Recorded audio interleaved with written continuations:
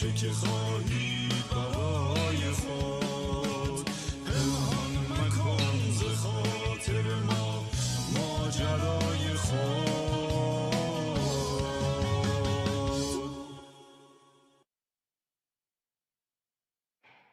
درود خداوند بر یکایک شما دوستان عزیز، همراهان همیشگی برنامه علامت سوال. بسیار خوشحال هستیم که در سه‌شنبه شب دیگه باز در خدمت شما عزیزان هستیم با یک برنامه دیگه از برنامه‌های علامت سوال، مستقیما از استودیوی لندن، کانال 107 پارس، ماهواره یاست. عزیزان، همونطور که میدونید برنامه علامت سوال به صورت پخش زنده است و در 90 دقیقه آینده با شما دوستان خواهیم بود، همراه با مهمان عزیز برنامه و در رابطه با موضوعی در 60 دقیقه در نیم ساعت اول برنامه صحبت خواهیم کرد و در ادامه جوابگوی سوالات و نظرات شما دوستان خواهیم بود. پس از همین الان بشینید پای برنامه و حتما با ما در تماس باشید. اگر سوالی دارید، نظری دارید، صحبتی دارید، حتما با ما در میون بگذارید عزیزان. همونطور که خدمتون گفتم برنامه رو میتونید به صورت پخش زنده از طریق شبکه 107 پاس ماهواره یاست تماشا کنید. همچنین از طریق یوتیوب 107 پارس هم میتونید برنامه رو تماشا کنید. اگر عضو کانال تلگرام علامت سوال هستید، همین الان لینکی در اونجا قرار داده شد. بر روی لینک میتونید کلیک کنید، مستقیما وارد یوتیوب 107 پارس بشید و برنامه رو به صورت پخش زنده تماشا کنید. همچنین عزیزان میتونید از طریق اینستاگرام و فیسبوک علامت سوال، اینستاگرام و فیسبوک 107 پارس هم برنامه رو به صورت پخش زنده تماشا کنید و میتونید همچنین با ما در تماس باشید. عزیزان میتونید از طریق فیسبوک و اینستاگرام برای ما پیغام بفرستید اگر به صورت نوشتاری هست، و یا اینکه از طریق یوتیوب هم میتونید برای ما پیغام هاتون رو بفرستید. همونطور که گفتم سوالاتتون، نظراتتون، حتی درخواست های دعاتون رو برای ما بفرستید. اما اگر ترجیح میدید که به ما تلفن بزنید، مستقیما میخواین به استودیو وصل بشید و ما هم صدای شما عزیزان رو بشنویم، میتونید از طریق شماره تلفن 2044 207 806 98 32 با ما در تماس باشید. البته تلفن برنامه نیم ساعت اول گرفته نمیشه، بعد از نیم ساعت تلفن باز خواهد بود و ما هم خوشحال میشیم صدای شما عزیزان رو بشنویم. اما اگر ترجیح میدین به صورت نوشته و یا صوتی سوالاتتون، نظراتتون، شهادت هاتون و یا اینکه درخواست دعاتون رو بفرستید از طریق در واقع تلفن هوشمند اگر داشته باشید که این روزها اکثر افراد دارن، میتونید از طریق اپلیکیشن های واتساپ، وایبر و همچنین تلگرام با شماره تلفن 2035 79 99 37 772 با ما در تماس باشین. از همین الان پیغام های نوشتاری و صوتی شما عزیزان رو ما میتونیم بگیریم. پس تمامی راه ها باز هست برای که شما عزیزان بتونید به راحتی برنامه رو ببینید و همچنین با ما در تماس باشید. فراموش نکنید برای دوستانی که درخواست های دعاشون رو بفرستن، ما حتما در آخر برنامه در دعا خواهیم بود. پس از همین الان درخواست های دعاتون رو هم بفرستید تا با مهمان عزیز برنامه برای شما عزیزان در دعا باشیم. یک سورپرایز هم دارم براتون، اما قبل از اینکه سورپرایز رو به شما نشون بدم، بریم با هم یک بار دیگه راه های ارتباطی با برنامه رو ببینیم، برمیگردیم و با شما خواهیم بود.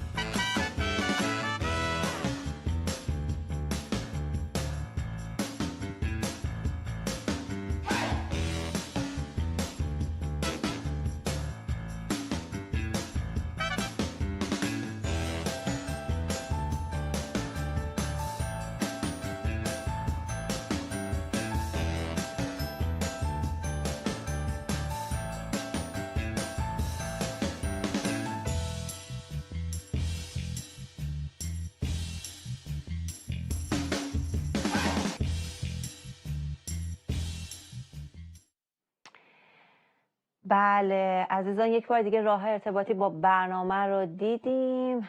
همونطور که گفتم براتون سورپرایز دارم. سورپرایز این درخت کریسمس و به قول معروف کریسمس چی میگن، حال و هوای کریسمس تنها نیست. ما تقریبا نزدیک 2 سال مهمان نداشتیم توی استودیو، ولی امروز ما قراره که مهمان بسیار عزیزی داریم در واقع در استودیو. خواهر لویز عزیز هستن و خیلی خوشحال هستیم. خواهر لویز جان سلام علیک کردیم ولی باز هم سلام میکنم بهتون، خیلی خوش آمد میگم و خیلی خوشحال هستم که از این فاصله نزدیک دارم میبینمتون. ممنونم سالی جان، واقعا هیچ شادی بهتر از این نیست که انسان دوستای خیلی نزدیکش رو از نزدیک ببینه و من امروز واقعا خیلی خوشحالم. خدمت شما همینطور خدمت بینندگان عزیز سلام عرض میکنم. واقعا خوشحالم امروز تو استودیو در خدمت شما هستم. واقعا ته دل میتونم بگم، این رو بدون اغراق میگم که هر کدوم شما یه جای خاصی تو قلبم دارید و واقعا برام عزیز هستید و من دعا میکنم براتون. دعا میکنم که خدای امید، خدای سلامتی، خدای محبت، خدای رحمت شما عزیزان رو زیر پوشش بگیره، احاطه کنه و واقعا دعای من اینه که آرزوی دلتون رو به شما عطا کنه امروز خداوند. آمین آمین. ما آمین میگیم به دعای شما و خیلی خوشحال هستیم که اینجا داریمتون. خواهر لویز جان همیشه برکت گرفتیم از صحبت هایی که داشتید و دارید و مطمئن هستم که دوستان عزیز بیننده هم خیلی خوشحال هستن که شما اینجا هستید. و امشب هم که میخوایم در رابطه با یه مطلب خیلی مهم صحبت کنیم و مطمئن هستم خیلی برکت میگیریم. ممنونم. خواهر جان قرار هست امروز در رابطه با رحمت خدا صحبت کنیم و اینکه رحمت خدا چی هست. ما یه مقدار صحبت داشتیم قبل از برنامه و فکر میکنم که واقعا لازم هست که اینجا هم با بیننده‌های عزیز هم در رابطه با این مطلب صحبت داشته باشیم و شاید اولین چیزی که مهم هست که راجع بهش بدونیم دقیقاً معنای خود رحمت هست که رحمت چی هست، رحمت خداوند چی هست. خب سالی جان با من موافقید، ما خیلی در این مورد میشنویم. اغلبم در کلام خدا که میخونیم به این کلمه خیلی برخورد میکنیم، میشنویم، میخونیم، صحنه هایی رو میبینیم، حتی تو فیلم ها. خلاصه یک مطلب ملموسیه برای همه ما. ولی واقعا همطور که گفتی تا چه حد ما اینو درک میکنیم، واقعا رحمت چیه؟ اینقدر میخونیم میشنویم این رحمت چی هست که در زندگی روزانمون آیا میتونیم ازش استفاده بکنیم؟ آیا واقعا این یک چیز سمبولیکه یا یک چیز واقعیه؟ پس میخوایم امروز اون بعد رحمت خدا رو در واقع با همدیگه بررسی بکنیم. همونطور که گفتی اول ببینیم که رحمت چیه. رحمت تو فرهنگ لغات یعنی مهربانی، دلسوزی، مرحمت، شفقت، رأفت، بخشش، عفو. اما تو کتاب مقدس رحمت یعنی این که یه نوع خاصی از مهربانی، نوع خاصی از بخشایش که فقط مخصوص خداست. رحمت در کتاب مقدس اینه. در واقع رحمت خدا که در کتاب مقدس اشاره میکنه نوع خاصی از مهربانی و بخشایش خداست. خب ما در کتاب خروج به جزئیات، امیدوارم بینندگان عزیز اگر کتاب مقدس جلوشون نیست لااقل این مطلب رو خونده باشن. در باب 25 ما یک سری در واقع دستورها داریم که خدا به موسی یک تصویری رو نشون میده و بعد به جزئیات حتی متراژشون که این چقدر باشه، چند متر باشه، ضخامت چقدر باشه، رنگ دقیقاً چی باشه، کجاش طلای خالص به کار بره، کجا نقره به کار بره، طول و عرض و ارتفاع، همه اینها رو به جزئیات اون معبد خدا رو به موسی نشون میده. خب در خود باب 25 البته کتاب خروج وقتی که قوم بیرون میان تمام این جزئیات مرحله به مرحله به موسی گفته میشه.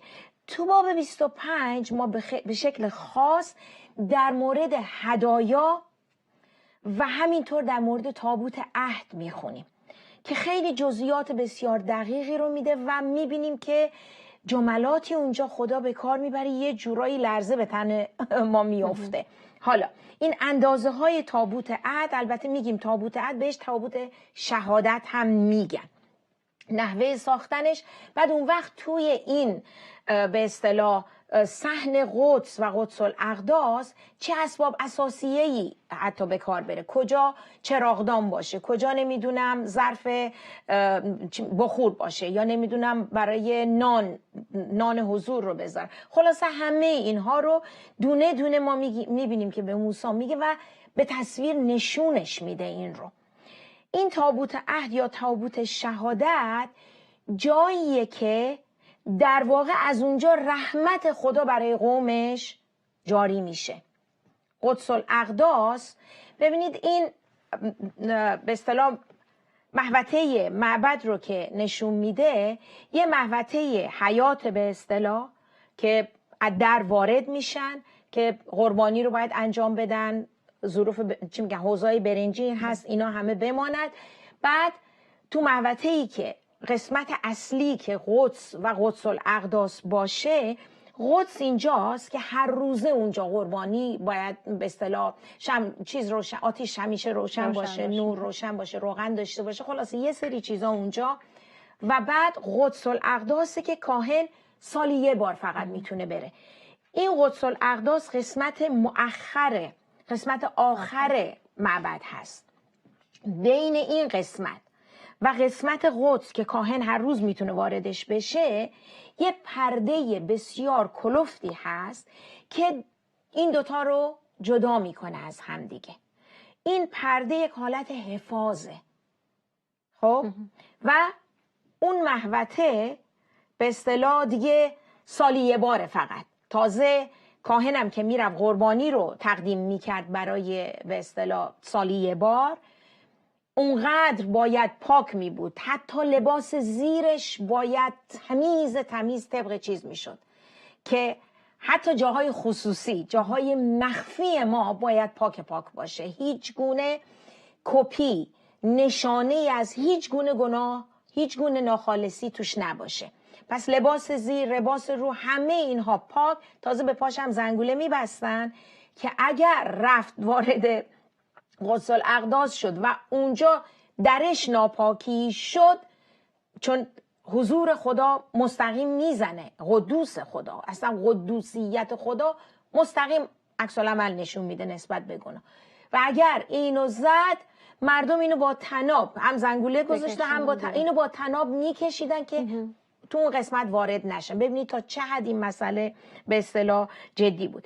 در واقع این قدس الاقداس محل عبادت گروهی و جمعی نبود، مثل محوطه معبد به اصطلاح در چیز، یا الان کلیساهای محوطه بزرگی باشه محل نشستن، اینجوری نبود. اون قدس الاقداس محل سکونت خدا در میان قومش بود. وقتی میگیم محل سکونت، نه اینکه خدا در یه جایی زندگی میکنه و بعد دیگه محدود به همونه، نه، خدا خداست، همه جا هست، ولی اونجا رو خدا انتخاب کرد که تخت رحمتش به اصطلاح باشه و این تابوت شهادت در میان مردم حضور خدا ساکن بشه در بین قوم. بعد این قسمتی که به اصطلاح در قدس الاقداس بود، روی این چیز به این شکل بود که این زیر تابوت به اصطلاح صندوق عهده که اون تو 10 فرمان رو باید میذاشتن، اینا همه باید با از طلا پوشیده میشد، متراژ داشت همه اینها. روی این یه تخت کوچیکتر بود یا یه جعبه کوچیکتر بود در واقع که بازم با طلا، به اینو قشنگم گفته بود که قابش چقدر باشه، اینا همه باید با هم مشخص شده می بود. این تخت رحمت روی صندوق شهادته. خب این رو این نشسته.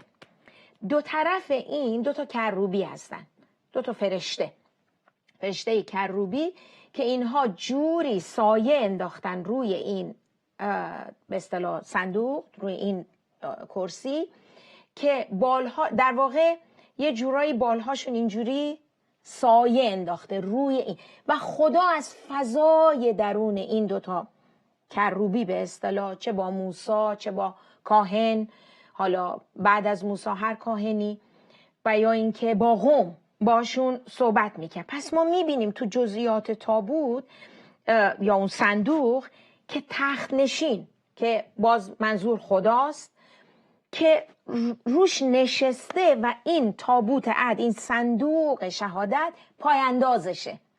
چطور رو صندلی میشینیم اون زیر، این میشه پایانداز. خب پس تابوت عهد پایانداز خدا هستش. در واقع خدا رو کرسی رحمت نشسته. این کلمه عبری تخت رحمت کپورت اسمش هسته، کپورت که همون در واقع کیپه هستش که کلمه کفاره از این میاد. خب پس این در تابوت عهد همونطور که گفتم اون لوحه های سنگی چیز شریعت اون توه و هیچ کس نباید این تابوت رو لمس میکرد. هیچ کس نباید لمس میکرد. کنارش حلقه بود و چوب، تازه چوبم به طلا باید چیز میشد و با اون چوب ها باید حمل میشه، چون اینکه در خیمه بود. این هم تو ساختمون زمان سلیمان این میره در ساختمان، ولی تا قبل اون در خیمه بود اینها. پس اگه کسی اینو لمس میکرد در جا میمرد. خب و در این مورد ببینید ما در خروج باب 20 وقتی که خدا به موسی میگه بیا روی کوه سینا، ما اونجا میبینیم که بهش میگه که فقط تو بیا بالا و هیچ کس، حتی یه حیوان به دامنه کوه هم یک محوطه‌ای رو مشخص میکنه، میگه هیچکی نیاد. چرا؟ خدا از ذات خودش آگاه است، خدا میدونه کیه، چون میدونست اگر گاوی یا گوسفندی یا حالا نمیدونم بچه‌ای یا هر کی، هر انسانی هر موجودی نزدیک میشد، چون حضور خدا بود، قدوسیت خدا، هیچ کس نمیتونه تحمل کنه و میزد. برای اینکه اینا نمیرن فقط به موسی میگه که تو بیا بالا، که اونم بازم خدا رو زیر پوشش میگیره در واقع. در حال ببینید تو یوحنا باب 1 معروفترین باب عهد جدید به اصطلاح که در مورد کلمه صحبت میکنه. میگه در ابتدا کلمه بود، بعد کلمه جسم گردید و میگه و کلمه خدا بود. خب و بعد آیه 14 میگه که کلمه جسم گردید و میان ما ساکن شد، پر از فیض و راستی. این فیض و راستی در اغلب در کتاب مقدس وقتی میخونیم اینها لازم و ملزوم همدیگه هستن. پس ما میبینیم که این کلمه که در واقع عیسی مسیح در واقع خداست، خدا جسم میگیره در میان مردمان ساکن میشه. ببینید چطور خدا دست میذاره روی موسی که نمیره، و یا اینکه اون پرده قدس الاقداس مانع میشه که کاهن به اصطلاح نمیره، چون هر روز باید اونها چیز کنه. جسم عیسی، اون کلمه‌ای که یونانی استفاده میشه در مورد این قسمت که میگه کلمه جسم گردید میان ما ساکن شد، یعنی اینکه این کلمه خیمه زد در میان ما، همون خیمه معبدی که در قم به اصطلاح به شکل نشانه بود اونجا. پس جسم مسیح در واقع خیمه میزنه. حالا چرا این کلمه رو استفاده میکنه؟ برای اینکه جسم عیسی مانع میشه اون ذات قدوس الهی انسان رو نزنه. در واقع جسم عیسی باعث شد ماها نمیریم، باهاش در تماس باشیم و نمیریم. اگر موافق باشید بله میتونیم ادامه بدیم. البته بعد از یه استراحت کوتاه. خالد جان خیلی بحث حسابی داغ و بسیار عالی هست. عزیزان پیشنهاد میکنم حتما با ما همراه باشید بعد از یک تنفس کوتاه. با باشید.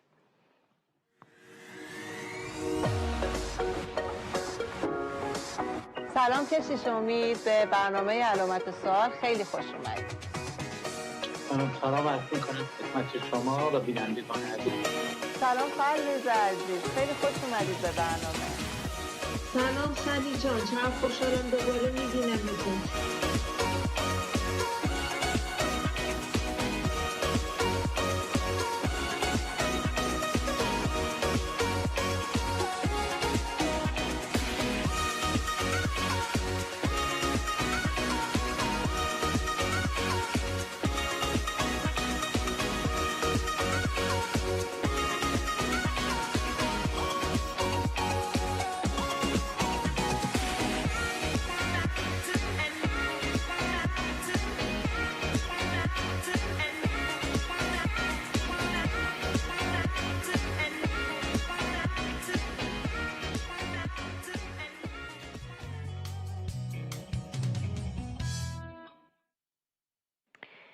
دوستان عزیز، در خدمت شما هستیم در ادامه برنامه علامت سا و موضوع رحمت خدا همراه با مهمان عزیز برنامه خواهر لویز عزیز. خواهر لویز جان، در اول برنامه اشاره کردین به معنای رحمت و گفتید که در کتاب مقدس به معنای یک نوع خاص محبت هست یا یک نوع خاص بخشش، اگه اشتباه نکنم، که مخصوص خداوند هست. این آیا به این معناست که انسان ها نمیتونن اون رحمت رو داشته باشن، یا اون، حالا این کلمه‌ای که ما داریم میدونم که الان ما داریم در رابطه با رحمت خدا صحبت میکنیم، ولی آیا این در رابطه با انسان ها صادق نیست؟ چرا؟ البته رحمت خدا بدون چشم داشته، بدون اینکه زود رنج بشه، به قول معروف ما احساسات اثر میذاره، اما ما به شبه خدا آفریده شدیم. هرچه در ذات خدا هست نمونه ای از اون، سایه ای از اون در ما هست و اینه که یک ارتباط دو طرفه ای که هست همدیگر رو میتونیم درک بکنیم، برای اینکه مثل هم هستیم. البته منظورم این نیست ما دقیق مثل خدا عمل میکنیم، ولی رحمت خدا در ما هم ریخته شده. ببینید وقتی که میگه که خوشا به حال رحیمان زیرا به اینا رحم کرده میشه، به ماها داره میگه، اینو به انسانها میگه. پس اینکه ما هم مثل خدا میتونیم رحمت نشون بدیم.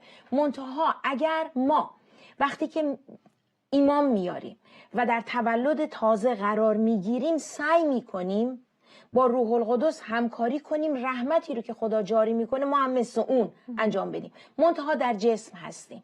پس بنابراین گاهی وقتا تلخی، احساسات، ممکنه بعضی از زمینه هایی که نسبت به افراد داریم دخالت داشته باشه، ولی خدا اینطور نیست. خدا بدون قید و شرط رحمت رو جاری میکنه. ما ممکنه منتخب این کارو بکنیم، ولی توانایی در ما هست. تواناییش در ما هست. اتفاقا به مورد خیلی مهمی اشاره کردین خواهر لویز. من داشتم، حالا خودم یه جستجویی که داشتم، در بعضی از ادیان یا اعتقادات اعتقاد بر اینه که رحمت خدا برای همه افراد نیست. آیا این درسته یا اینکه نه، رحمت خدا برای همه هست؟ آیا یک گناهکار یا کسی که اصلا کلاً در گناه زندگی میکنه، اصلا ما میگیم انتخاب کرده که همچنان در گناه زندگی کنه، همچنان از رحمت خدا برخوردار هست؟ 100%. رحمت خدا همونطور که گفتم بی قید و شرطه، بدون به اصطلاح برچسبای انسانیه. خب مذاهب مختلف ممکنه هر کدوم یه چیزی بگن، ولی کلام خدا در یوحنا 3:16 چی میگه؟ میگه و خدا جهان را آنقدر محبت نمود که پسر یگانه خود. وقتی میگه جهان، همگیره، فراگیره، پس استثناء نیست. رحمت خدا به همه میاد. حالا نگاه نمیکنه ببینم حالا این از روح القدس پره، آیا علامت صلیب داره، گردنبند صلیب، از اینا نیست. مطلقا رحمت خدا بدون استثناء. و این قضیه رو ما در شهر نینوا میبینیم، در مورد قضیه یونس که البته بهش اشاره خواهم کرد راجع به این. پس بنابراین خدا مطلقا، من یعنی واقعا اینو حتی به جرئت به بینندگان عزیز میتونم این رو بگم که ممکنه این سوال شما برای ایشون هم سوال باشه که نه، رحمت خدا استثناء نمیذاره و رحمت خدا شامل همه فرزندانش، چه گم شده چه اونی که پیدا شده هست. این از این. و داشتیم میگفتیم در مورد تابوت عهد داشتیم صحبت میکردیم و در مورد این که چطور عیسی به عنوان خدا اومد در بین ما ساکن شد، ولی مردم او رو دیدند و نمردن، صرفا برای این که این کلمه ای که گفتیم که جسم عیسی در واقع حکم پرده بین قدس و قدس الاقداس رو بازی کرد و نذاشت انسانها بمیرن. رحمت خدا جاری شده. ما اگر کتاب مقدس رو از همون شروع، باور کنید ورق به ورق شما برید تا انتها، از اول پیدایش، اینقدر نمونه ها هست از رحمت خدا که چقدر این خدا بارها شده از بلا پشیمون شده. چیه این؟ این یعنی رحمت. و ما میبینیم که رحمت خدا باعث میشه که خدا مجازات و یا مجازات نااطاعتی یا گناه یا هر چیز، سرکشی ما رو یا به تأخیر انداخته، خب، یا این که اگه توبه میکنیم اصلا بر میداره اینا از ما. ما در مورد چیز مسئله قضیه بعد از سلیمان میبینیم این قضیه رو، و یا اینکه در مورد تأخیر انداختن در مورد شهر نینوا این رو میبینیم، در مورد مسئله لوط این رو میبینیم. پس رحمت خدا باعث میشه که خدا نسبت به مجازات، نسبت به داوری ما یا تأخیر کنه یا اصلاً جاری نکنه مجازات رو. از همون ابتدا همونطور که گفتم در مورد قائن، ما از اول از پیدایش شروع کنیم. در مورد قائن، وقتی قائن برادرش هابیل رو میکشه، برمیگرده به خدا، برمیگرده میگه که حالا یه مکالمه‌ای هست اونجا، برمیگرده میگه حالا هر کی منو پیدا کنه منو میکشه. حالا چطور من نمیدونم این دقیق، چون پیدایش به شعر نوشته شده، حالا قبل اون چه مکالمه‌ای شد کسی نمیدونه، ولی اینو میفهمیم از این مکالمه که انگاری قائن به عنوان شخص قاتل میتونسته شناخته شده باشه. خب کلام خدا میگه که خدا روی او یه علامتی گذاشت، خب که از این به بعد خدا بهش گفت که هر کی تو رو دید تو رو نمیکشه. این چیه؟ این رحمت خداست. خب به احتمال زیاد حدس من اینه که قائن توبه کرد، چون توبه کرد رحمت خدا جاری شد براش. و یا اینکه ما در زمان نوح، وقتی که نوح رو ما چیزش رو میخونیم، داستان نوح رو در مورد ساختن کشتی، زمانی که خدا به نوح میگه که برای من کشتی بساز، تو باب 5 اونجا اول میگه که نوح 500 ساله بود که سام و حام و یافس رو آورد. بعدم وقتی که بهش میگه کشتی رو بساز، بعد تا کشتی ساخته میشه وارد کشتی میشه، کلام خدا میگه وقتی نوح 600 ساله بود. خب تو این فاصله مدتی که طول کشید این کشتی رو بسازه، و ما در عهد جدید میخونیم که میگه که تو این مدت داشته به مردم پیام توبه رو میداده که مردم توبه کنید، نجات رو به قول معروف دریافت کنید. حالا بگذاریم که کسی توبه نکرد، فقط خودش و بچه هاش و چی میگن پسرهاش و عروساش نجات پیدا کردن در این مورد، ولی تو این فاصله خدا فرصت توبه داد. این چیه؟ این دوره رحمته.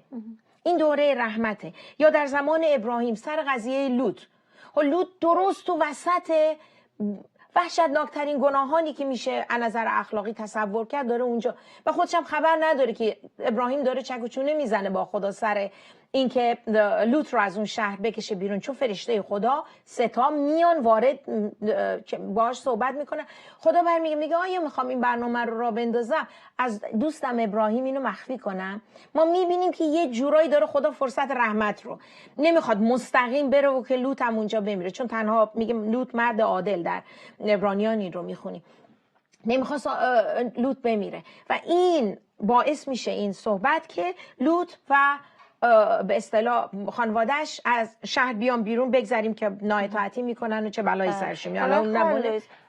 حالا یه مثال دیگه رو بزنیم. موسی، خب موسی قتل انجام داد، ولی بعد از اون به احتمال خیلی حتما توبه کرده و خب قوم خدا دست اون بود، سالیان سال در بیابان اونها رو کمک کرد و همه جوره هم نااطاعتی دید، ولی باز همچنان اون خودش از خداوند اطاعت کرد تا قوم رو برسونه به سرزمین وعده، ولی خدا اجازه نداد که وارد سرزمین وعده بشه. دقیقاً. ببینید وقتی گناهی صورت میگیره، البته اینم بگم اول که علت وارد نشدن موسی به سرزمین وعده به خاطر این نبود که قبلا قتل انجام داده، به خاطر این بود که گفت به صخره بگو، یا به صخره بگو، و این زد صخره رو. و صخره مسیحه. این زد که آب بیاد، چون مردم غرغر کردن و بهش فشار آورده بودن. خب کسی که اینقدر زودجوش بود، عصبانی بود و 2 مصری رو کشت قبل این، ببینید به چی تبدیل شد در این فاصله که کلام خدا میگه حلیم‌ترین مرد روی زمین بود. تبدیل شد. بله که حتما توبه کرد. اگر این همچین چیزی نبود، شما مکالماتی که بین موسی و خدا انجام میگیره، شما واقعا دل شفیع موسی رو برای میگه اگر با ما نمیای پس ما هم نمیریم، ما بدون تو از جامون تکون نمیخوریم، برای که این قومی که به من دادی اینا رو رهبری بکنن، من از پس اینا بر نمیام. میبینیم که یه دوستی اونجا ایجاد شده. بله به دست قوی خدا قوم رو از مصر بیرون میاره و علیرغم این همه معجزات، این همه آیات، این همه چیزای واقعا خارق العاده باز میبینیم که قوم سرکش هستن و برای حفاظتشون میگه لباس به تنشون پاره نشد، کفششون پاره نشد، پاهاشون آماس یا ورم نکرد. خدا اینطور از اینا غذاشون رو به جا داد، گوشت و نون و هرچی. به هر حال از اینا مراقبت کرد. زیباترین جا ما در کتاب یونس میبینیم و در مورد شهر نینوا. ببینید خدا نبی خودش رو برای یه شهر کاملا بت پرست داره میفرسته و غیر یهودی. نینوا یهودی نبود و اونجا چی برمیگرده بعد اینکه حالا قضیه یونس همه اینا رو نمیخوام وقت برنامه رو سر این بگیرم، یه جایی اونجا از وقتی که یونس عصبانی میشه خدا چی میگه بهش؟ میگه تو برای یک کدو دلت سوخت، نه براش یه شب چی میگن شب در اومد و یه روز بعدش هم خوش شد، تو برای این زحمت نکشیدی اینقدر عصبانی هستی. ولی من تو اون شهر خدا داره اینو میگه 120 هزار نفر رو دارم که دست چپ و راست خودشون از هم نمیتونن تشخیص بدن. من چطور ببینم اینا هلاک بشن؟ رحمت خداست. پس بر اساس اون سوالی که کردید قبلش که میبینیم که رحمت خدا شامل هر قومی میشه. در حال رحمت خدا موجبات بخشش فراهم میکنه، موجب میشه من و شما در تحت تاثیر رحمت الهی چون به ما رحمت شده ما هم در واقع همدردی بکنیم و کلام خدا میگه مهربانی خدا ما رو به توبه میکشونه.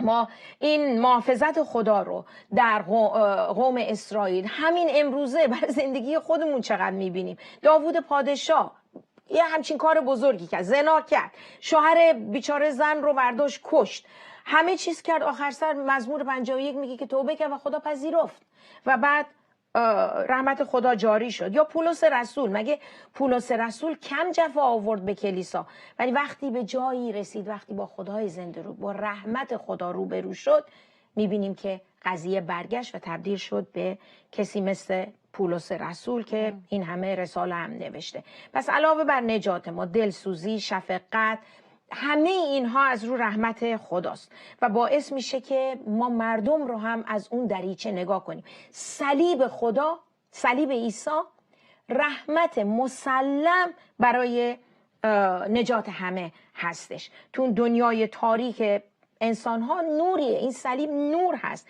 بس در رحمت خدا در صلیب عیسی خودش نشون میده.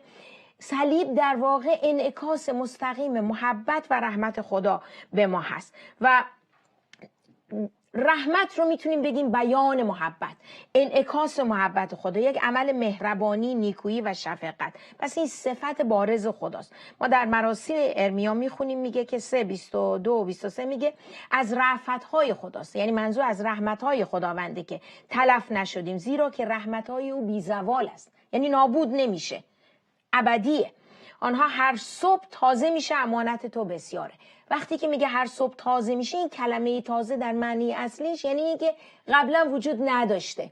خدا نمیاد مثلا یه رحمت دیگه به ما بده، یه رحمت تازه هر روز به روزمون میریزه و این تازه یعنی اینکه رحمت امروز من دیروز وجود نداشت، تازه است. این پس رحمت خدا هر روز در زندگیمون ریخته میشه از طریق دعا، از طریق مطالعه کلام خدا، سکونت روح القدس، ماندن در حضور خدا.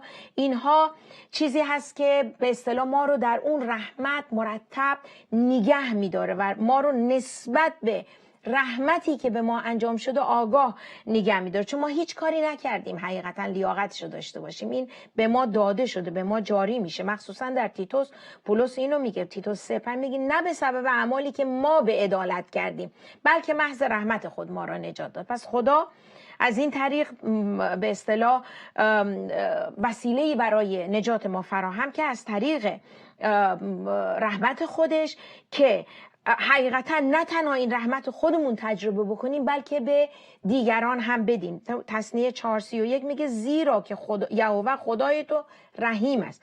پس رحمت خدا، چون خدا رحیمه و ما به شبه خدا آفریده شدیم، من و شما هم باید این رحمت رو در زندگی خودمون به اصطلاح به کار ببریم. این مزایای رحمت حقیقتا بودش بسیار وسیع، بسیار فراگیره.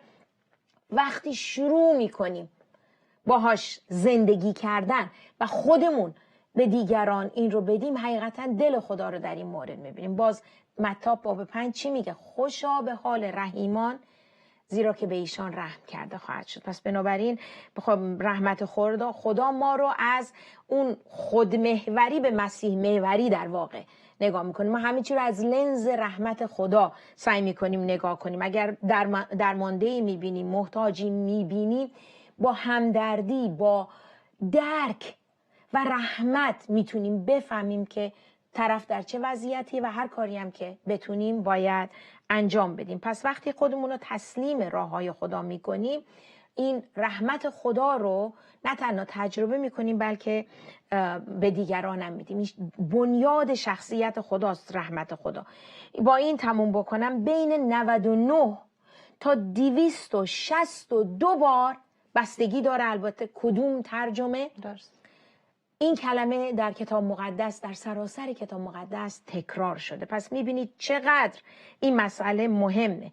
افسوسیان 4:32 میگه که با یکدیگر مهربان و رحیم باشیم و همدیگر رو ببخشیم چنان که خدا در مسیح شما رو بخشید.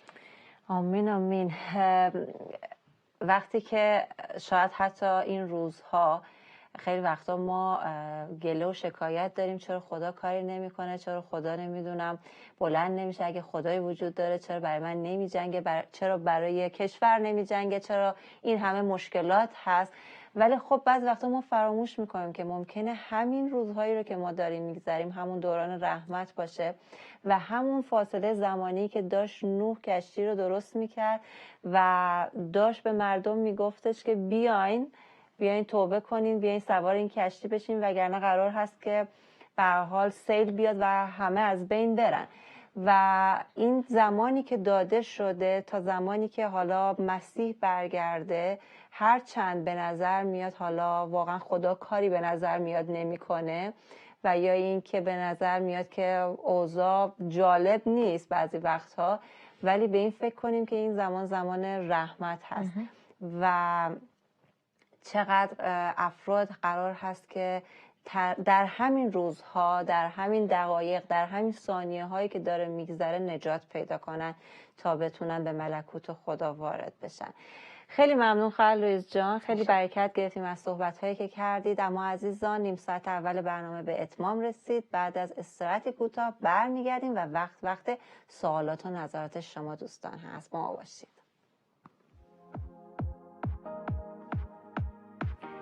خسته نباشین. من نرسیدم اون رحم.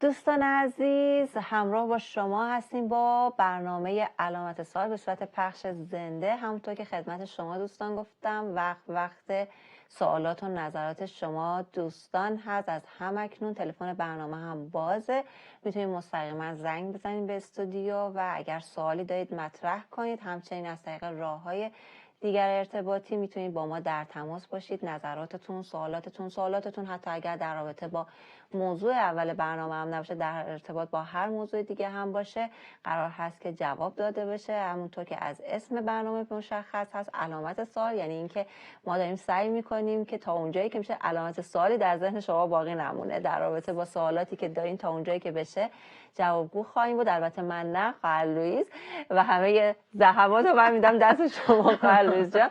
اما از پسش بر بیام.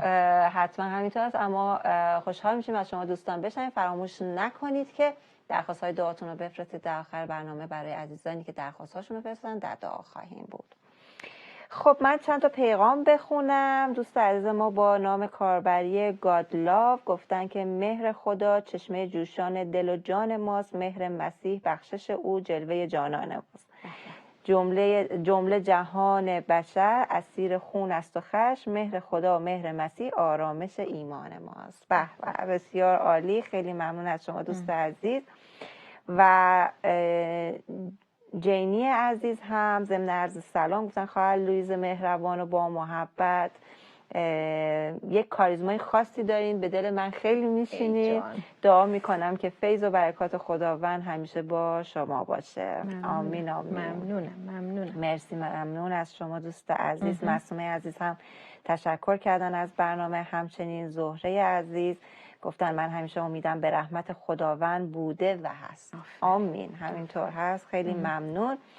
و کمال عزیز هم تشکر کردن، گفتن حمد و جلال بر خداوند زنده و سلام کردن. سلام بر شما آقای جمال، خیلی ممنون که آقای کمال که ممنون که بیننده برنامه هستید.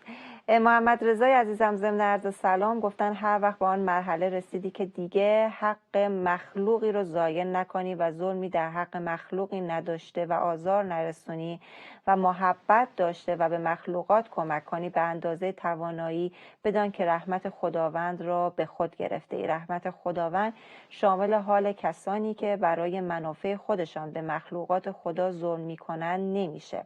همیشه به اندازه توانایی به مخلوقات خداوند کمک کن. رحمت و برکت خداوند شامل حالت میشه. رحمت خداوند فقط برای مخلوقات درستکار هست، نه مخلوقات بدکار. این صحبت ها و نظرات آقای محمد رضا هست. میدونم که یه مقدار صحبت شد در رابطه با این مسئله، اما اول تشکر میکنم از شما از اینکه نظرتون رو در رابطه با رحمت خدا با ما در میون گذاشتید. خواهر لویز جان، در رابطه با صحبت های محمد رضای عزیز نظری دارید؟ اینکه گفتن که فقط شامل مخلوقاتی میشه که درستکار هستن، نه مخلوقات بدکار، و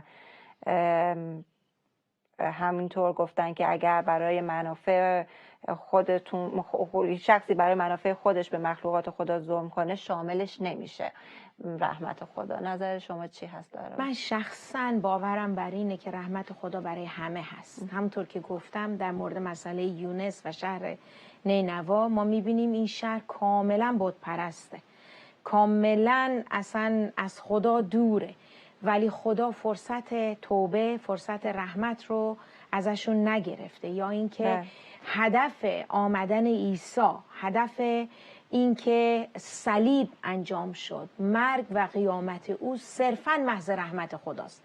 از صلیب عیسی‌ست که رحمت جاری شد و اونجا برگشت گفت خداوند اینها رو ببخش زیرا نمیدونن چی کار میکنن. این رحمته. همون کسی که او رو مصلوب کرد مسیح رحمت خودش رو برای او جاری کرد. پس این که فقط صرفاً برای یه سری باشه، نه. اون کسایی که آره درستکار هستن، قدر رحمت خدا رو میدونن، بیشتر لذت میبرن و استفاده میکنن. به همون نسبت ممکنه کسایی که درستکار نیستن، بر اساس حرف محمد رضای عزیز، که خدا به اینا فرصت میده. خدا هیچ وقت تا نفس آخر فرصت رو از انسان نمیگیره و رحمت خدا رو ما همیشه میتونیم روش حساب بکنیم در این مورد. بنابراین من یه خورده اگر اجازه بدید بگم نه به این مسئله، که بگم رحمت خدا همه‌گیره، فراگیره و نه به سبب کارهای ما. خدا رحمت رو جاری میکنه، یکی دریافت میکنه، جواب مثبت میکنه، به کار میبره، یکی دیگه نمیکنه. اگه نه هست، شما دور و بر خودتون نگاه بکنید یه عالم رحمت هست، ولی آیا همه این رو میگیرن؟ همه این رو استفاده میکنن؟ خیلی ها پس میزنن. چون پس میزنن پس برخوردار نمیشن. ولی اگر استفاده، چیزی که در رساله رومیان ما میکنیم، خدا در تمامی طبیعت، در همه جا اثرات و نشانه های خودش در هر جمله وجدان در درونه. پس ما همه امکانات رو داریم که استفاده بکنیم، ولی تصمیم میگیریم که خودمون استفاده کنیم یا نکنیم. بله، خیلی ممنون. مرسی خواهر لویز جان. و البته که همونطور که فرمودن، گفتن که ظالمانی که در این عالم جنایت ها انجام دادن چگونه رحمت خداوند به اونا میرسه. مثال ما زدیم، پولس رسول رو گفتیم که در قبلش پولس رسول نبود، شخصی بود که واقعا به مسیحیان ظلم میکرد، ولی خب اگر رحمت خدا نبود پولس دیگه این پولسی که امروزه راجع بهش صحبت میشه این گونه نبود. خیلی ممنون به هر صورت از اینکه دوستان نظرات و صحبت‌های خودتون رو با ما در میون میگذاریم. با هم بریم یک موزیک ویدیو ببینیم، بشنویم، برمیگردیم در ادامه سوالات شما. عزیزان فراموش نکنید حتما سوالاتتون رو بفرستید و فرصت باقی است برای جوابگویی. ممنون.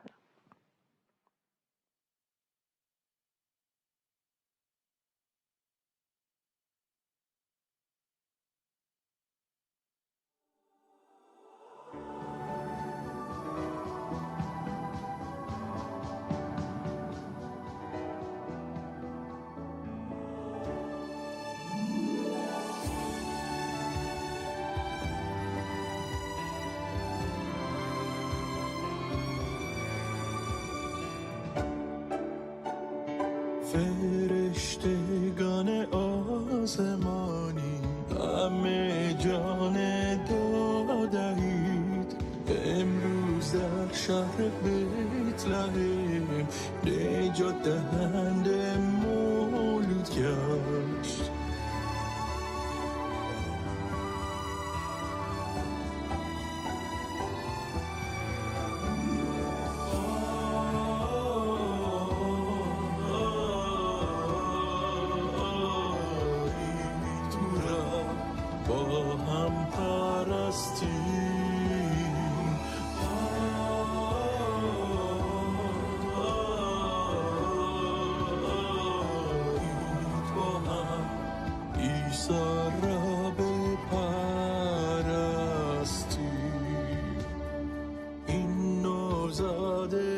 آسمانی نوید بخش آزادیست، عیسی امانوئیل مظهر ذات الهیست.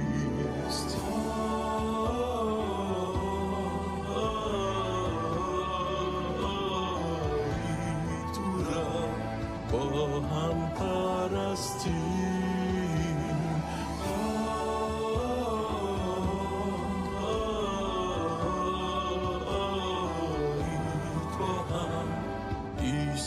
را بپرستیم.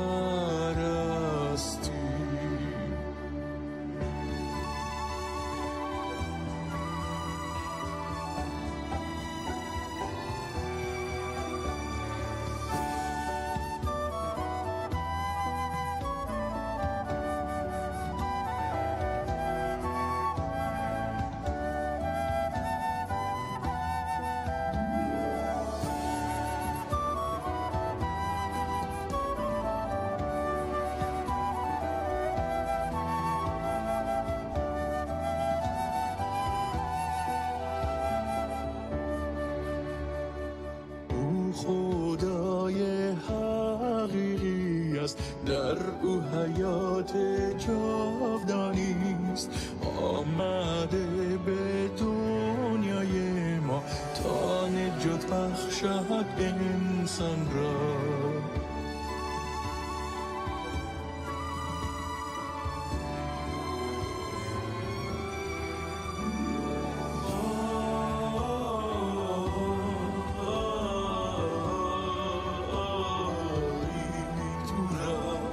با هم پرستیم،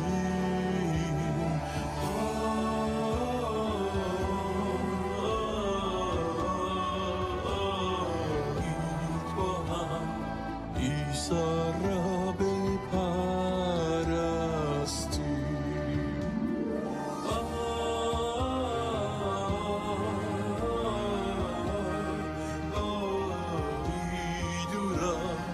با هم پرستیم.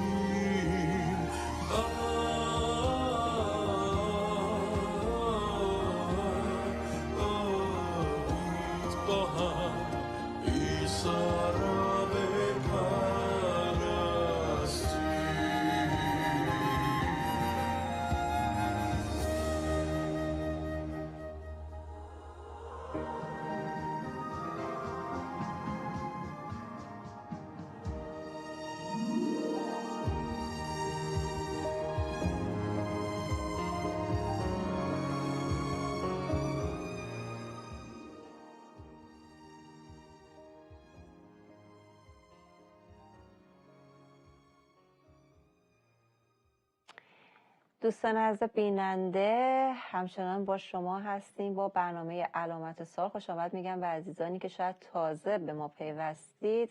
وقت سوالاتی هست که شما دوستان میپرسید. فراموش نکنید از طریق راه‌های ارتباطی میتونید با ما در تماس باشین و سوالاتتون رو مطرح کنید. درخواست‌های دعاتون رو هم حتما بفرستید. در آخر برنامه برای شما دوستان در دعا خواهیم بود. نازی عزیز هم ضمن عرض سلام گفتن خیلی خیلی خوشحالم دوباره میتونم برنامه‌تون از طریق تلویزیون ببینم. از وقتی فرکانس برنامه‌تون عوض شده بود شبکه 107 رو متاسفانه نداشتم و فقط از طریق تلگرام میتونستم گوش کنم و برکت بگیرم. این اواخر از عیسی مسیح خواستم و دعا کردم. خدا رو شکر برای خدایی که خدای جزئیات هم هست و با محبت و رحمتش از طریق‌های خودش و خیلی راحت برام مهیا کرد و شبکه شما رو دوباره تونستیم نصب کنیم و خدا رو شکر میکنم برای این خدایی که هیچ خواسته از نظر اون پنهان نیست و خدای فراهم کننده است. آمین. خدا رو شکر. واقعا نازی جان همونطور که شما گفتیم بعضی وقتا ما فکر می‌کنیم که مثلا حالا من اینو بپرسم که چی بشه، مثلا از خدا بخوام. این خیلی ساده است، خیلی مثلا ناچیزه، ولی واقعا خدا از ما خواسته کوچکترین چیزهایی رو که واقعا احتیاج داریم و از اون بخوایم. و من خودم به شخص تجربه کردم، شاید باورتون نشه، یه چیز شاید خیلی کوچیکه مثلا برای خونه لازم داشتم و اون لحظه فکر می‌کردم خدا باید کمکم کنه که من بتونم حالا اونو تهیه و واقعا اتفاق افتاده. بله. من خودم هم تجربه کردم، کاملا باهاتون موافقم در این مورد که حقیقتا خدا دوست داره وارد جزئیات زندگیمون بشه، نمیخواد دور دورا باشه، نزدیک باشه، میخواد خدای نزدیک باشه و وقتی نزدیکه پس بنابراین همه چی رو میتونیم ازش بخوایم. همینطوره. دوست عزیز ما با نام کاربری گریسان مارتین گفتن که شالوم عزیزان خداوند، چقدر نشستم پای برنامه شما و شنیدن از رحمت‌های خداوند و دیدن اینکه در تک تک شما عزیزان هست لذت بخشه و اوقات خوش و پربرکتی رو براتون آرزو میکنم. خیلی ممنون از شما دوست عزیز، مرسی که بیننده برنامه هستید. و دوست ما آقای احسان سوالی پرسیدن ضمن عرض سلام، گفتن که اگر در عهد قدیم رحمت خدا به واسطه تخت او بر مردمان جاری می شده، در عهد جدید به چه واسطه‌ای در جسم هست؟ ما توضیح دادیم در مورد مسئله صلیب عیسی در واقع رحمت خدا بوده در عهد جدید. شما ببینید عهد عتیق همونطور که گفتید به شکل صندوق بوده، البته اینم باز میگیم که خدا که تو جعبه نبود ولی حضور خدا در میان قوم ساکن بود. خب و این سکونت خدا قطع نشد. ما الان سکونت خدا رو از طریق سکونت روح القدس در میان خود داریم. روح القدس بعد از اینکه نازل شد الان حضور خدا، حضور فعال خدا، پوری خدا، حکمت خدا، نمیدونم حالا هرچی اسم ببرید رو بر زمین جاری کرده که رحمت خدا هم جزءش هست. رحمت خدا هیچ نیامد بگیم از یه نقطه شروع شد به یه جایی تموم شد. نه، رحمت خدا چون ذات خدا ابدیه، ذات خدا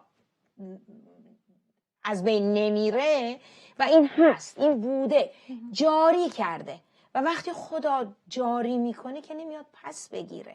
این هست، این کماکان هست. درسته در عهد عتیق به شکل نماد معبد، قدس و عقدا، به شکل قربانی ها اینا بوده، ولی واقعا در عهد جدید از طریق صلیب و بعد وقتی که روح القدس نازل شد الان به شکل در روح القدس به اصطلاح در زمین داره کار میکنه. خیلی ممنون، مرسی.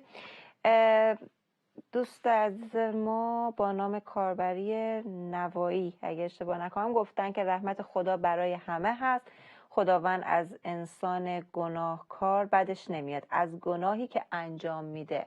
دقیقاً با ایشون موافقم. بله. بسیار درست گفتن. همینطوره. مریم عزیز هم گفتن که ضمن عرض سلام گفتن که عهد عتیق یعنی چی؟ عتیق اسمش عتیقه، یعنی عتیقه، کهنه، باستانی. ما ببینید در کتاب مقدس وقتی که میخونیم این دو قسمته. عهد عتیق تماماً در مورد تورات موسی، کتاب انبیا و و همه پیشگویی هایی که نسبت به آمدن و ظهور عیسی مسیح هستش. خب و در وقتی که بین این دوتا عهد 400 سال فاصله است از نظر کلام خدا انبیایی نبوده در اون 400 سال، اسمش از 400 سال سکوت، هیچی شنیده نمیشه به اصطلاح.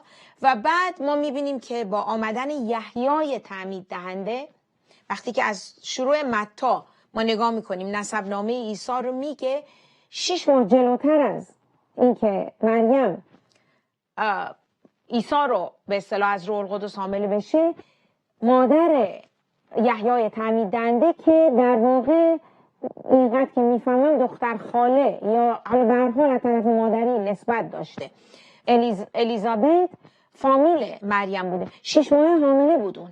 جلوتر شوهرش زکریا، وقتی که در لوقا در متی میخونیم میبینیم که در زمان پیری خدا به اینا یحیی رو میده.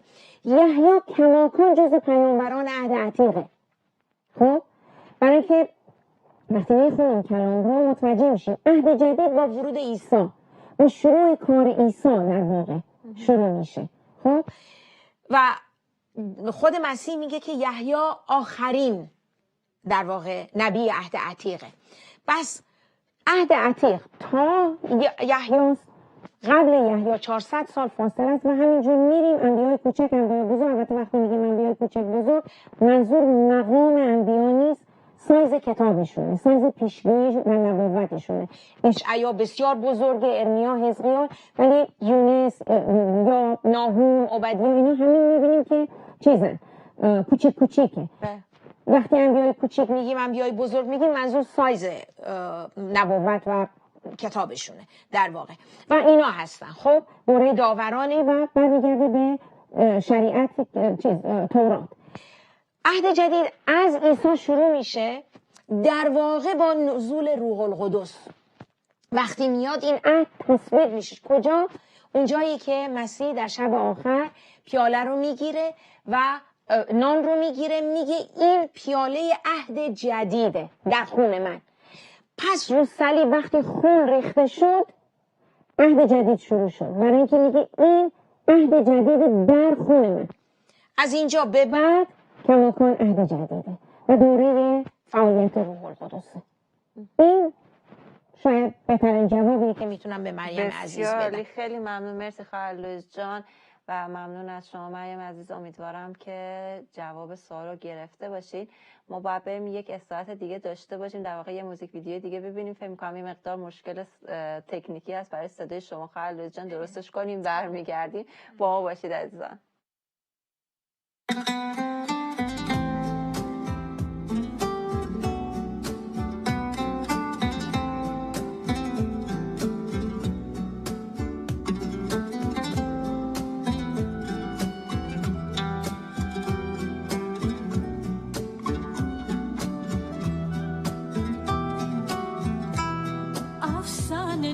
بر صلیب مرد درد آشنای ما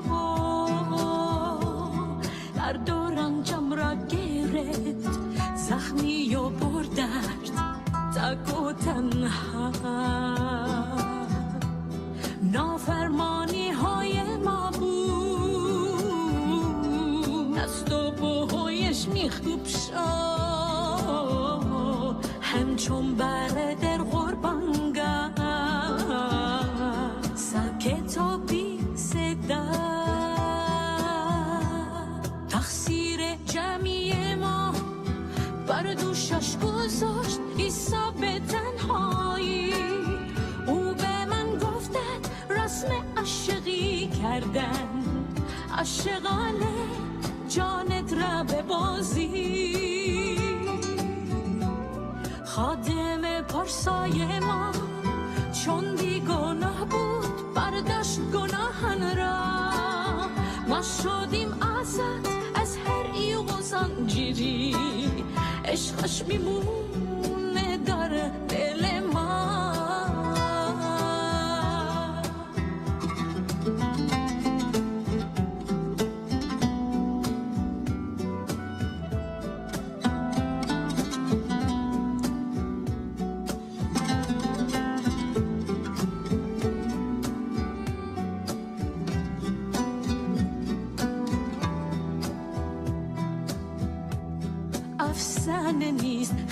آتش، خون پاکش بر صلیبش، زنده ایم از مردنش، او فخر ما شد نزد خدا. بعد از این هرگز نخونم نام دیگر بر زبانم، ما به عهد او وفادار، خداوند مسیح. تقصیر جمعی ما بر دوشش گذاشت عیسی به تنهایی، او به من گفتد رسم عاشقی کردن، عاشقانه جانت را به بازی. خادم پارسای ما چون گناه بود برداشت گناهان را، ما شدیم آزاد از هر ایغ و زنجیری، عشقش میمونه در دل ما.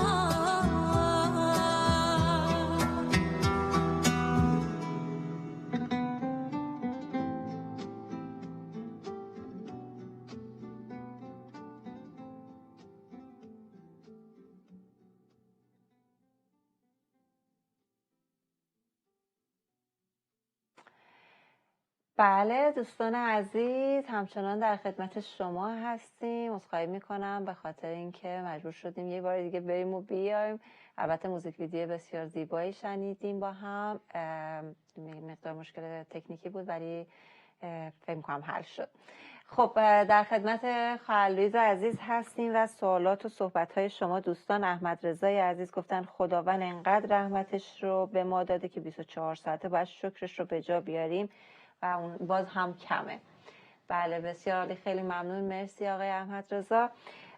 مریم عزیز گفتن که من دیشب خواب دیدم خیلی زن و مرد پای کوهی گرسنه جمع شدن. من نگران بودم چون خیلی هاشون بچه کوچیک بودن. یه نفر با لباس سفید کنار من بود، به من گفتش که نگران نباش، همه رو غذا میدیم و همه سیر خواهند شد. من ازش کمک خواستم، بهش گفتم چشمامو شفا بده، دستش رو روی خاک مالید که من بیدار شدم. خدا. این هم خواب مریم عزیز هست، بسیار زیبا. بله بسیار و گویا زیبا. بله آمین که شفا رو بگیرید. مریم جان ما هم برای شما در دعا خواهیم بود. بله. خب من برم سراغ سوال بعد که یکی از دوستان ما آقای حمید پرسیدن در رابطه با شیطان. گفتن که آیا شیطان از اول وجود داشته و اینکه آیا اول فرشته بود بعد شیطان شد؟ اصلا همیشه فرشته بوده، اینطور بگم. ببینید فرشتگان مخلوقن، خالق نیستن و شیطان خالق نیست. اینو از الان هممون بدونیم که شیطان خالق نیست، آفریدگار نیست، خودش آفریده شده است.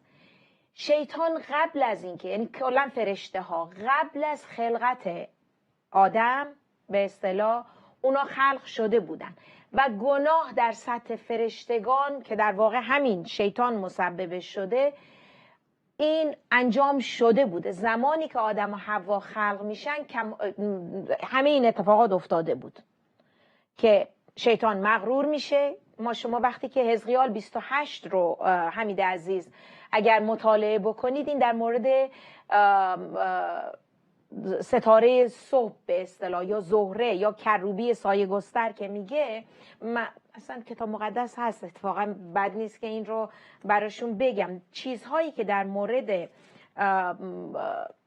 مورد شیطان توضیح میده اینجا خیلی با جزئیات هست. بیشترین شما در این قسمت در حزقیال 28 شما نگاه کنید، در مورد نبوت میگه به ضد رئیس سور. خب اینجا در واقع داره از این قضیه پادشاه سور استفاده میکنه و بعد پشت پادشاه سور کی هست داره میگه. خب در اینجا توضیح میده، میگه که تو لباست یا مثلا در باغ عدن بودی، هر گونه چیزای گرانبها، ولی اینجا چیزی که استفاده میکنه ببینید چی میگه در آیه 13 میگه و صنعت دفها و نایهایت در تو از طلا بود که از روز خلقت تو آنها مهیا شده بود. تو کروبی مس شده سایه گستر بودی و تو را نصب کردم تا بر کوه مقدس خدا باشی. و اینجا وقتی که در مورد صنعت دفها اینا میگه، اینطوری که مفسرین توضیح میدن در مورد این کروبی سایه گستر، میگن که خب کروبیانن که حضور خدا. اگه یادتون باشه ما در مورد تابوت عهد گفتیم که 2 تا کروبی چیز میده. شیطان کروبی بوده، خب، و این در دل خودش خواست جای خدا بشینه. شما این باب رو بخونید، چون میگه از کثرت سوداگریت به اصطلاح خواست جای خدا بشینه و این باعث شد که از اون مقام کروبی بودن که در حضور خدا، کروبیان حفاظت محوطه به اصطلاح اون هیته چیز خدا رو محافظت میکردن، مأمور بودن برای این مسئله. و اینجا ما در کتاب تفسیر میخونیم که وقتی که میگه صنعت دفها، یعنی این که در وجود خودش موسیقی داشته. این یک سر خدا رو میدیده، این کروبیان میدیدن و با سرودها ستایش میکنن خدا رو مرتب، نه که میکردن، همیشه این ستایش و پرستش هست در حضور خدا. و شیطان از این چیز افتاد، ولی کماکان فرشته است.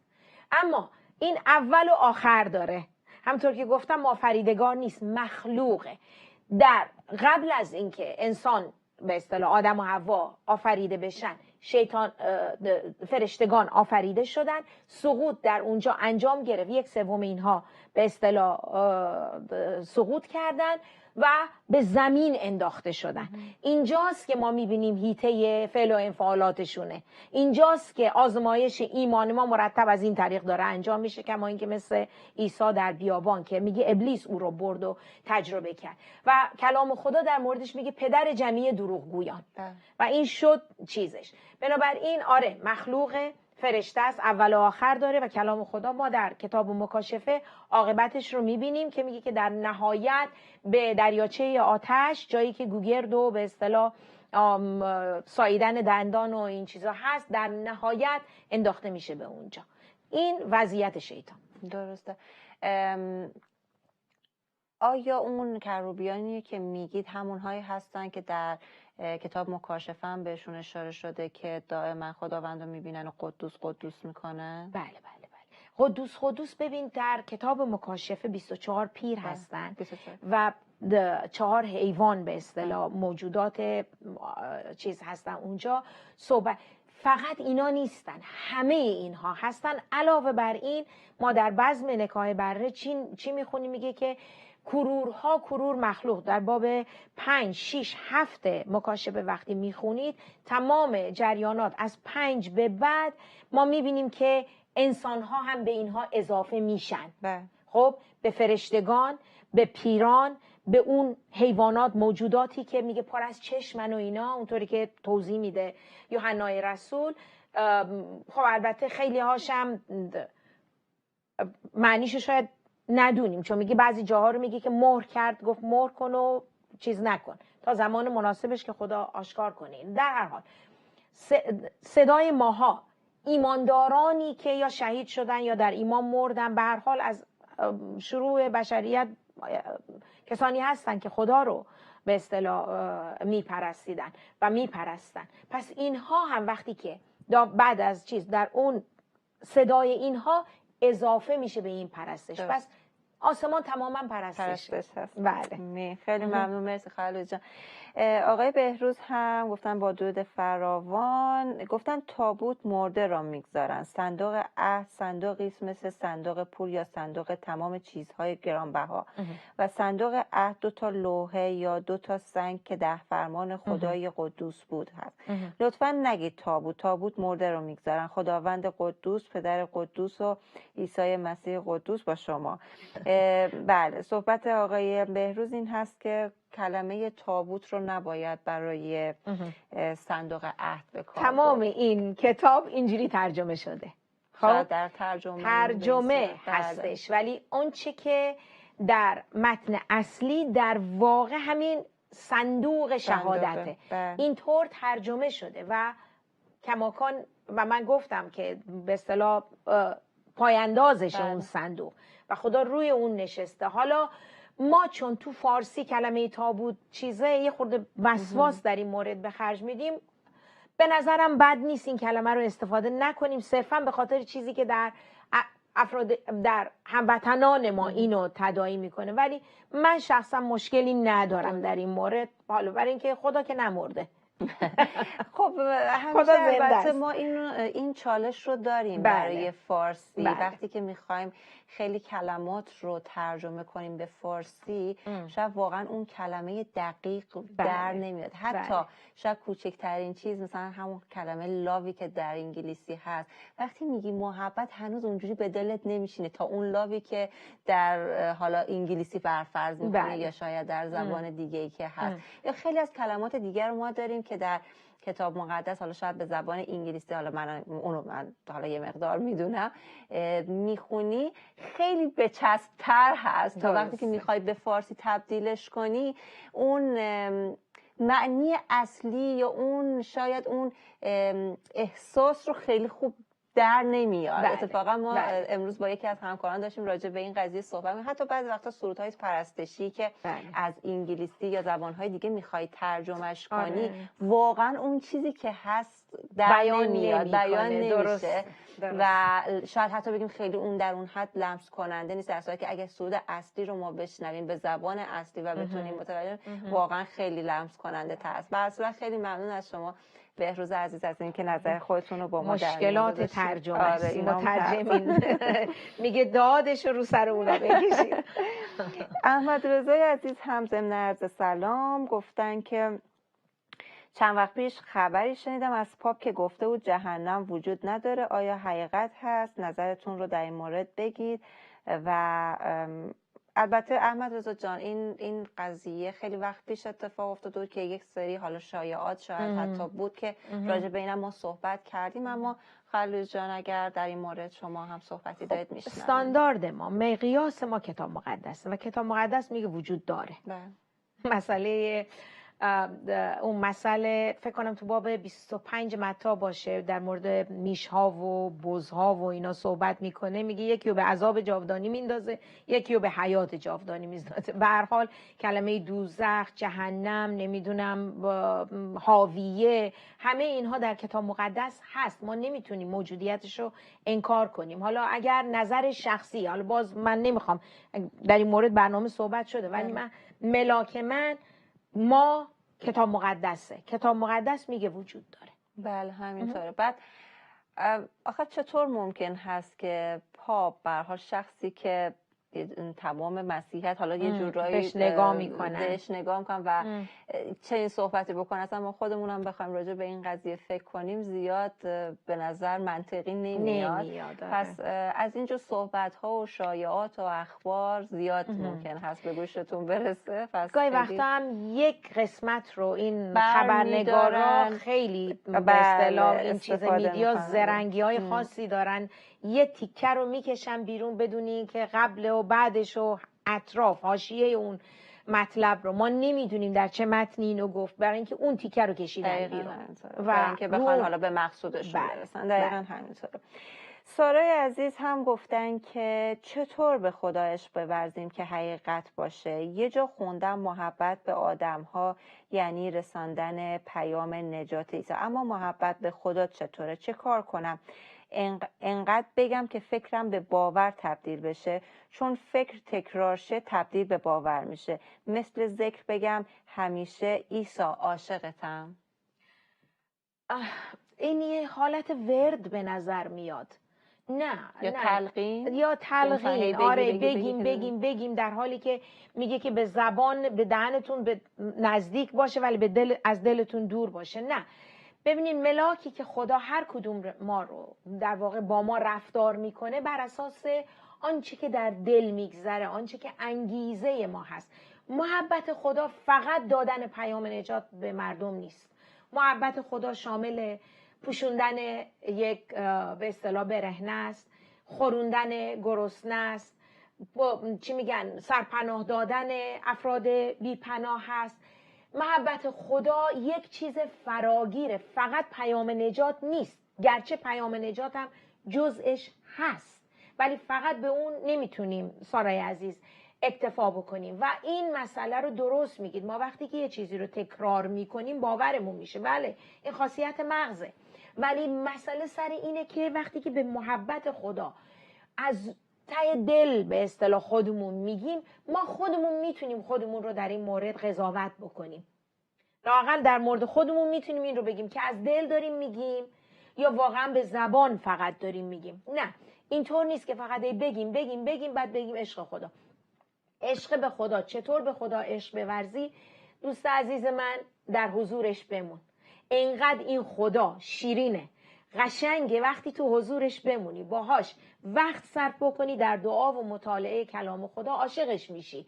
مثل دوتا عاشق با هم دیگه اون وقت مکالمه خواهید داشت. اون موقع اون عشق واقعی به خدا رو در حضورش، تو خلوتتون، نه در کلیسا، نه در جمع. این چیزا تو خلوته، در زندگی روزانه ما هست که ما چطور در طول روز این ارتباط با خدا رو در حین اینکه مشغول همه کار هستیم با خدا هم در ارتباط باشیم. شما این رو شروع بکنید، من مطمئن هستم که واقعا عشق واقعی به خدا رو خودتون تجربه خواهید کرد و من منتظر خواهم بود که پیام بفرستید بگید امتحان کردم شد.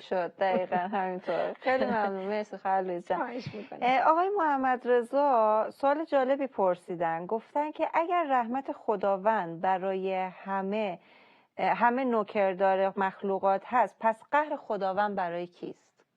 قهر خدا داوری خداست. ببینید قهر که میگیم اشتباه نشه که خدا قهر میکنه از ما دیگه نه، خدا نمیتونه به گناه نگاه کنه. غضب خدا، ببینید خدا خدای داوره و خدا خدای رحمته. ببین رحمت و داوری هر دو ذات خداست، صفت خداست.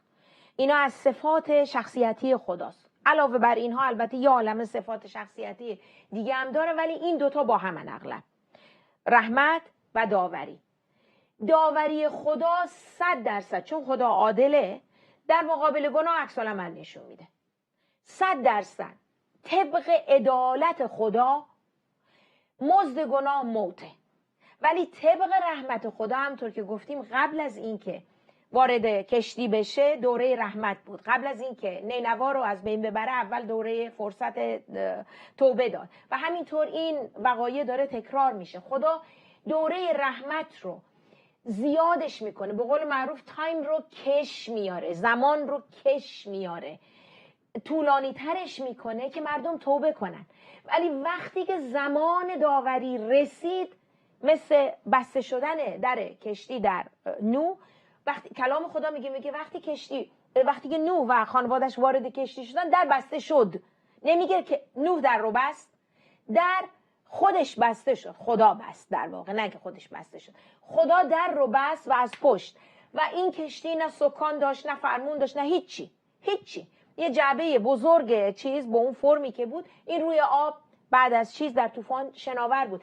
کارگردان خدا بود. چرا؟ اونجا داشت خدا داوری میکرد زمین رو، به خاطر اینکه میگه شرارت انسان دیگه به چیز خدا. پس قهر خدا رو اگه غضب بخوایم حساب بکنیم، به خاطر عدالت خدا و به خاطر سرپیچی و سرکشی انسانه، نااطاعتی انسانه، هر چیزی رو به جای خدا بذاره. اینها چیزاییه که خدا رو محزون میکنه، خدا رو به اصطلاح ناراحت میکنه. شما در مکالمه‌ای که در مورد به اصطلاح در دوره داوران ما داریم میخونیم، یا اینکه با انبیا وقتی که صحبت، چطور خدا دلش میشکنه در واقع وقتی میبینه انسان یه بت رو جای خدا برداشته گذاشته، میگه مثل سنگ و چوب و اینا، میگه صاحباشون اون کسایی هم که اینا رو میپرستن میگه مثل اینا میشن، مثل چوب و سنگ میشن، نه احساس دارن نه میشنون. میگه چش دارن میبینن، گوش دارن نمیشنون، چش دارن نمیبینن، گوش دارن نمیشنون و نه حرف میزنن نه چی. میگه خود بت و صاحبان بت هم عین هم دیگه میشن. چیه این؟ اینها چیزاییه که به اصطلاح داوری خدا اصل مسلمه. همه ما بدون استثناء در مسند داوری او روزی جلوی تخت داوری او خواهیم ایستاد و بابت تمام همون به اصطلاح زندگی گذشته ما قراره که جواب پس بدیم. داوری هست، ولی رحمت خدا باعث میشه که ما فرصت توبه میده به داشته. ما، فرصت توبه میده و همونطور که قبلا گفتم تا نفس آخر این فرصت همیشه برای همه بدون استثنا هست. آمین. بسیار عالی، خیلی ممنون. خواهش جان. مرجان عزیز هم پرسیدن که اگر شیطان و دیگر فرشته ها قبل از آدم و حوا گناه کردن و رانده شدن، پس دوباره شیطان در باغ عدن چه میکرده که آدم و حوا هم فریب داده؟ خب هیچ جا که نمیگه در کلام خدا که در اون زمان اینها، کلام خدا اینو میگه فرشتگان وقتی سقوط میکنن اینقدر میدونیم که اینها در واقع به زمین انداخته شدن، نمیگه داوری شدن، نمیگه که اینا رو، هیچی نمیگه اونجا. داوری شیطان در زمانیه که در مکاشفه ما میخونیم که به دریاچه آتش انداخته میشه. فعلا دوره نشو و نماش رو زمینه، زمین رو در واقع به عنوان مجازات براش گذاشته شده، برای خودش و پیروانش. حالا به شوخی میگیم این رو، ولی واقعیت امر اینه، میگه به زمین انداخته شد، اینقدری که کلام خدا میگه، ولی نمیگه که داوری شد شیطان. خب هنوز داوری به نرسیده زمین براش. رفتنش چه زمان بوده؟ قبل از اینکه آدم و حوا به زمین باشن؟ انداخته شد بعدن. بله. بعد از اینکه بله. آدم و حوا بله. بودن. بله. پس قبل از اون هنوز. چون میبینیم که ببینید اینقدری که از پیدایش میفهمیم، ببخشید البته قطع کردم. نه من می‌خواستم همین آره. در باغ عدن همه چی محفوظ بود. خب این به این معنا نبود که بیرون از باغ عدن خبری نباشه. ما میبینیم وقتی که آدم از باغ رانده شد، خدا میگه فرشته رو با شمشیر آتشبار میگه اونجا گذاشت مراقبت از درخت حیات بکنه. درخت حیات برای اینکه گناه که صورت گرفت، اون در واقع مجازات ابدی یا مرگ ابدی رو گرفتن. وقتی مرگ ابدی رو دارن نمیتونستن از درخت حیات بخورن. درخت حیات رو خدا محافظت کرد و میگه که اینها رو بیرون راند، فرشته اینها رو در واقع انداخت از باغ عدن بیرون. و وقتی تو باغ عدن بیرون افتادن، میبینیم زمین برای اینا خار و خاشاک رویید، چون که خدا میگه. و اونجا میبینیم که بعدن شروع میشه که شرارت زیاد میشه. اولیش برادر دیگر رو میکشه. بعدن ما میبینیم که میگه که تو همون 6 باب اول پیدایش، تو 6 باب البته خب سال هاست، هزاران ساله اونجا، هزاران، حالا نمیدونم چطور بگم، چون تا متوشاله هنوز متوشاله زنده بوده. خب ما اینا رو حساب بکنیم، سن اینا رو لااقل 200,000 تایی میشه. خب تو این فاصله ما میبینیم چقدر گناه زیاد شده که زمان لوط، یا ما میبینیم زمان، البته لوط بعد از نوح بوده، زمان نوح میگه شرارت انسان به حد دیگه اعلا رسید، به اوج خودش رسید که توی اینها نسلی نبود که صالح باشه جز نوح. میگه و خدا نوح را مردی عادل یافت. مردی عادل، یک مرد، فقط نوح میبینیم که آلوده نشد به این چیز، و بقیه همه در گناه بودن. چی شد؟ برای اینکه از باغ عدن بیرون انداخته شد. چون وارد حیطه به اصطلاح فعالیت این فرشتگان سقوط کرده بودن، بله شرارت وارد شد. هر نوع شرارت، همون اولش آدم چی برگشت به زنش گفت، به خدا گفت در مورد زن، همون اول در خود آدم دیده شد این شرارت. گفت این زنی که قرین من ساختی. شروع شد انداخت گردن. آره. گردن خدا انداخت. مرسی خالد جان. متاسفانه دیگه فرصت نداریم به سوال دیگه ای اشاره کنیم و بپرسیم. علیرضا عزیز خیلی ممنون از اینکه بیننده برنامه هستید، همچنین مصطفی جان و تک تک شما دوستان عزیزی که دوست عزیز ما با نام کاربری فروشگاه و دوستان عزیز دیگه که بیننده برنامه بودید، تشکر کردید و سوالاتتون رو فرستادید. حتما سوالاتی که پرسیده نشد امشب در برنامه‌های آینده پرسیده خواهد شد، اما وقت دعا هست. عزیزان تشویقتون میکنم که با ما همراه باشید و بعد از شنیدن دعای ربانی برمیگردیم و برای دوستانی که درخواست‌های دعاشون رو فرستادن در دعا خواهیم بود.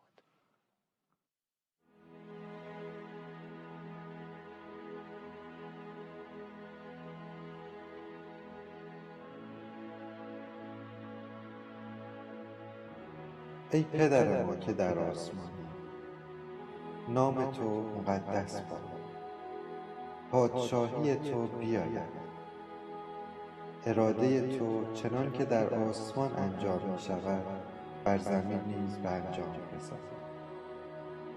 نان روزانه ما را امروز به ما عطا فرما و قرضهای ما را ببخش چنان که ما نیز قرضداران خود را می‌بخشیم و ما را در آزمایش میاور بلکه از آن شریر رهایمان ده، زیرا پادشاهی و قدرت و جلال تا ابدالآباد از آن توست.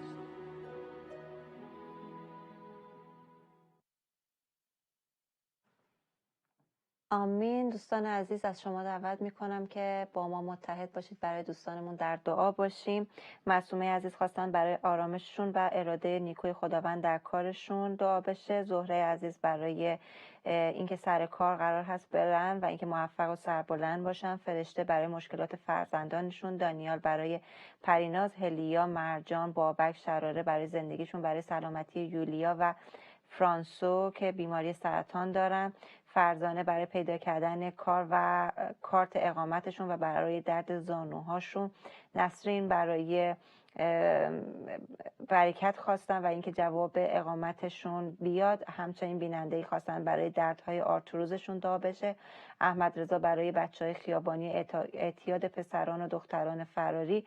ماهرخ برای همسرشون، پسرشون، عروسشون و قلب و زندگی خودشون رو به عیسی مسیح بدن. نجمه برای سعادت و نجات فرزندانشون و گرفتاری‌های مالی. مهدی برای اینکه عزیزانشون که شیطان از اونها داره استفاده میکنه و همچنین فرشید و کیوان و شهرام و برای ایمان این عزیزان، برای برکات مالی و کاری و خانوادهشون و برای آقای قربانپور برای ایمانشون و همچنین مصطفی عزیز برای مسائل کاری و مالی و آیندهشون. برای این عزیزان اگر در 1 دقیقه خالد جان دعا کنید ممنون میشم. میدونم این خودش معجزه است. این خودش معجزه است. بله، حقیقتا تو رو شکر میکنیم ای خداوند. امروز تو را مبارک میخوانیم. حضور تو را، حضور فعال تو رو در این لیستی که سلی جان خوندن اعلام میکنیم و حقیقتا میگیم ای خداوند روح تو به حرکت در بیاد روی این لیست و تک تک این عزیزانی رو که چه از سرطان، چه از آرتروز، چه هست هر گونه مشکلات فیزیکی که شفا احتیاج دارن، شفای تو جاری بشه. کلام تو میگه تو کلام خود رو فرستادی و شفا جاری شد. بنابراین کلام تو رو میفرستیم و میگیم شفای تو جاری بشه برای که عزیزانی که برای ایمان خانوادهشون دعا میکنن. تک تک این عزیزان رو خداوند در ایمان ملاقات کن. آرامی تو بر این عزیزان قرار بگیره و همینطور از نظر مشکلات کاری، مشکلات مالی، مشکلات روابطی در نام عیسی مسیح زنده، به خصوص برای بچهای خیابانی که گفته شد. خداوندا حضور فعال تو را میخوایم و حقیقتا دعا میکنیم رحمت تو امروز جاری بشه. گرد و غبار رو از سرشونه تک تک این عزیزانی که اسمشون خونده شد با رحمت خودت، با محبت خودت تو پس بزنی، گرد و غبار رو برداری و حقیقتا محبت و رحمت خودت رو جاری بکنی برای تک تکشون. در نام پسر یگانه تو این دعا رو میکنم. آمین. آمین آمین آمین. خیلی ممنونم از شما خواهر لویز جان. مرسی که واقعا تشریف آوردین در استودیو، باهاتون همراه بودیم و امیدوار هستیم که در برنامه آینده هم باز با شما باشیم.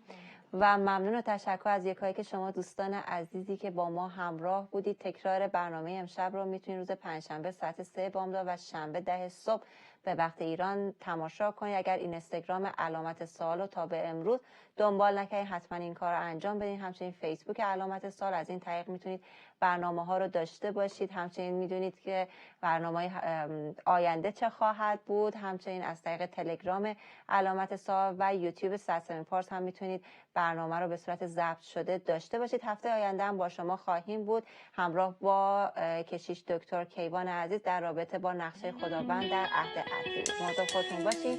شبتون بخیر باشه. خدا نگهدار.